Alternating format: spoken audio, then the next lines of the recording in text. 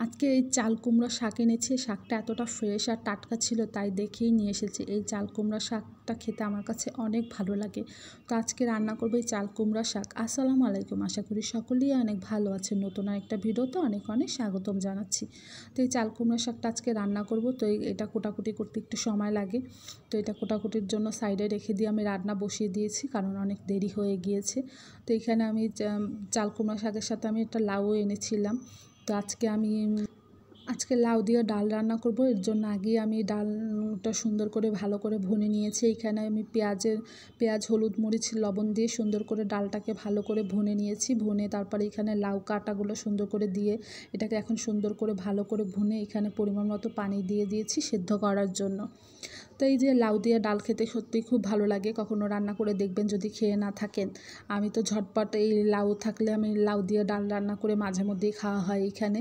আর এখানে আমি মুরগির মাংস নিয়েছি, একটু মুরগির মাংস ভালো করে ভুনে নিচ্ছি রান্না করার জন্য। আর এখানে আমি পরিমাণ মতো মশলা দিয়ে দিয়েছি। মুরগি রান্না করতে যা মশলা লাগে সেটাই দিয়েছি। আর মুরগিটাও আমি লাউ দিয়ে আজকে রান্না করব। একটু লাউ ছিল, ভাবলাম এটাও মুরগি দিয়ে রান্না করে ফেলি। আর লাউ ফ্রিজে রেখে দিলে কেমন যেন মনে হয় যেন বুড়ো হয়ে যায়, তাই আর ফ্রিজে আমি রাখিনি লাউ, একদিনই রান্না করে ফেলতেছি। তো এখানে মুরগি দিয়ে সুন্দর করে ভালো করে কষিয়ে নিয়ে রাখছি, যেন সুন্দর করে কষানো হয়ে গেলে এটাকে পরিমাণ মতো পানি দিব। তো এটাকে ভালো মতো আগে কষিয়ে নিব। আর লাউ মুরগি দিয়ে রান্না করলে সবসময় একটু পানি কম দেবেন, কারণ লাউ থেকে একটা পানি বের হয়। তো এখানে পরিমাণ মতো পানি দিয়ে দিয়েছি লাউ সেদ্ধ হওয়ার জন্য। এখন এটাকে সুন্দর করে দিয়ে তারপর এটাকে সুন্দর লাড়াচাড়া করে দিয়ে তারপর এটাকে রেখে আমি এখানে আবার রান্না বসিয়ে দিয়েছি। এখন আজকে রান্না করব তেলাপিয়া মাছ রান্না করব। মাছ রান্না করার জন্য এখানে ভালো করে মশলা ভুনে নিচ্ছি। এখানে আমি মশলার ভেতরে দিয়েছি পেঁয়াজ আদা রসুন বাটা হলুদ মরিচ লবণ দিয়ে সুন্দর করে ভালো করে ভুনে নিচ্ছি। মশলাটাকে আমি পানি দিয়ে 2-3 বার ভালো করে এটাকে ভুনে নেব।